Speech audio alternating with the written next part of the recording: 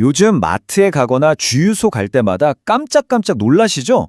아유, 그냥 경제가 어렵구나 하고 막연하게만 생각하셨을 텐데 사실 이 모든 현상 뒤에는 바로 환율이라는 녀석이 숨어 있습니다. 지금부터 그 이유를 제가 하나씩 하나씩 까서 보여드릴게요. 뉴스에서 매일같이 말하는 환율이 올랐다, 환율 상승. 이게 도대체 정확히 무슨 뜻일까요? 아주 간단해요. 환율이 오른다는 건요, 우리 돈, 그러니까 이 원화의 힘이 약해졌다는 뜻입니다.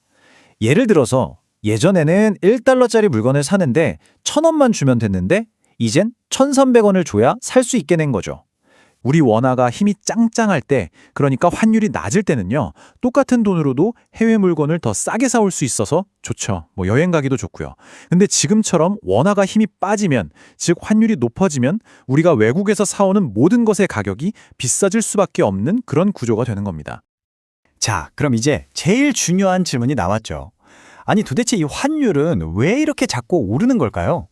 여러 가지 이유가 있겠지만 오늘은 가장 큰 원인 두 가지를 딱 짚어보겠습니다. 첫 번째 핵심 이유는 바로 금리 차이입니다. 지금 보시면 미국은 금리가 꽤 높은데 우리나라는 상대적으로 낮잖아요. 그럼 여러분이 투자자라면 어디에 돈을 맡기시겠어요? 당연히 이자를 더 많이 주는 미국 달러에 넣어두고 싶겠죠? 바로 이겁니다. 이렇게 달러를 사려는 사람이 많아지니까 달러 값은 오르고 반대로 우리 원화 값은 뚝뚝 떨어지는 거죠. 아마 이런 생각 하실 거예요. 아니 그럼 우리도 미국처럼 금리 확 올리면 되는 거 아니야? 네, 생각은 참 간단한데 이게 우리나라 상황이 좀 복잡합니다. 아시다시피 가계부채가 너무 심각해서요. 여기서 금리를 더 올리면 이자 부담 때문에 힘들어질 가정이 너무 많아지는 거죠. 정말 이러지도 저러지도 못하는 어려운 상황에 처해 있는 겁니다. 근데 이 금리만이 문제가 아닙니다. 요즘처럼 세계 경제가 불안불안할 때마다 사람들은 제일 안전하다고 생각하는 자산, 바로 달러로 물려들게 돼요. 이걸 안전자산 선호라고 하죠. 여기에다가 우리나라 안에서도 달러가 점점 귀해지는 현상들이 겹치고 있어요.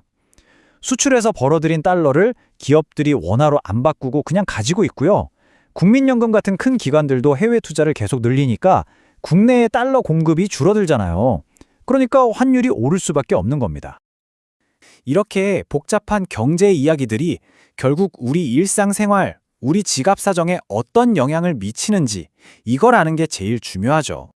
네, 원화의 힘이 약해졌다. 이 말은요, 결국 수입품 가격이 올랐다는 말과 똑같습니다.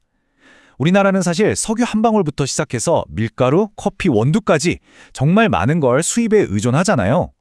그러니까 수입 물가가 오르면 그게 고스란히 우리 모두의 생활비 부담으로 이어지는 겁니다. 이게 우리 피부에 와닿는 게 정말 많아요. 당장 기름값부터 볼까요? 국제유가가 달러로 결제되니까 주유소 기름값이 바로 오르죠. 또 수입하는 에너지 가격이 오르니까 전기요금, 가스요금도 계속 인상 압박을 받고요. 해외에서 사오는 먹거리 가격은 물론이고 우리가 무심코 쓰는 넷플릭스 있잖아요. 이런 서비스 비용도 사실은 달러로 결제되고 있거든요. 정말 생활 구석구석 안 미치는 데가 없습니다.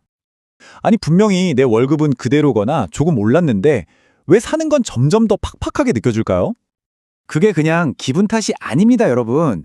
바로 실질 소득이 감소했기 때문이에요. 이게 무슨 말이냐면 내 월급이 5% 올랐다고 쳐요. 근데 시장 물가가 10%나 올라버리면 실제로는 내 소득이 줄어든 셈이죠. 내가 가진 돈으로 살 수 있는 게 그만큼 줄어드는 겁니다. 이런 상황에서는요, 현금만 꼬박꼬박 모은 사람하고 부동산이나 주식 같은 자산을 가진 사람의 격차가 더 벌어질 수밖에 없게 되는 거죠. 자, 그렇다면 이렇게 막막한 상황에서 우리가 그냥 손 놓고 있을 수만은 없겠죠? 어떻게 하면 이 상황에서 내 소중한 자산을 지킬 수 있을지 우리가 준비할 수 있는 방법들을 한번 살펴보겠습니다. 핵심은 이겁니다.